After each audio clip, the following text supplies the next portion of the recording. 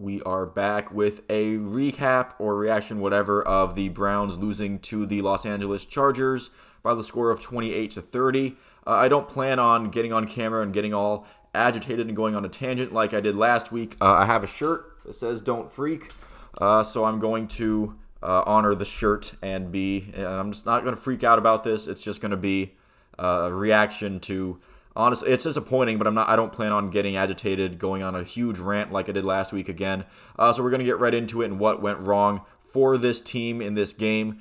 Cade York missing two very makeable field goals in his range is not what you want to see from your fourth-round pick, especially now that this is the second game early on in the season where you look at the final score of a loss and you can say that Cade York's missing of a kick has contributed to that loss with the Jets. I know it wasn't really Cade York's fault. It was the defense that imploded, but Cade York missing that extra point is what did the Browns in, on the scoreboard. Arguably, you could argue that. And now with this one, this was directly a result of Cade York missing a 54-yard field goal at the last play of the game. Again, that's not a chip shot by any means, but that is well within his range. And that is something that I do want to get into as far as how they got into that field goal range in the first place.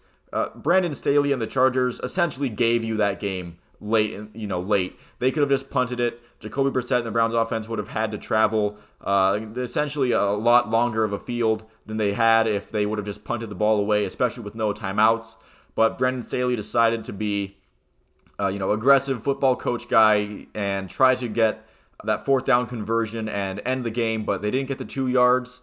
And, the Browns had a good chance to get into deeper range. But again, Nick Chubb is on the sidelines for the Browns. He continues to not be put on the field when it matters. They even ran the ball this time. I guess you could argue that, Kareem Hunt is more of a threat in the receiving game, which I would get if they didn't run the ball this whole time. But again, they did run the ball once. It didn't go anywhere. And Nick Chubb is nowhere to be seen.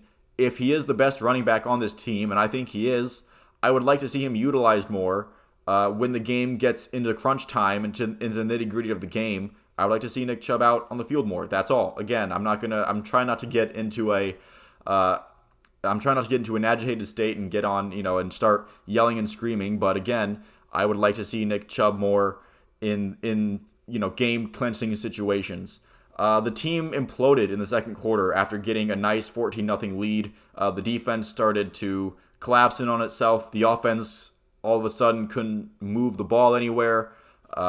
Speaking of the offense, Jacoby Brissett throwing a horrible interception late in the game. It didn't end up being what cost them the game, but it looked like it was going to be because Jacoby Brissett had room to run. They were well within field goal range. He had room to try to get that first down. He could have even walked into the end zone for a touchdown, but instead he throws a very ill-advised pass.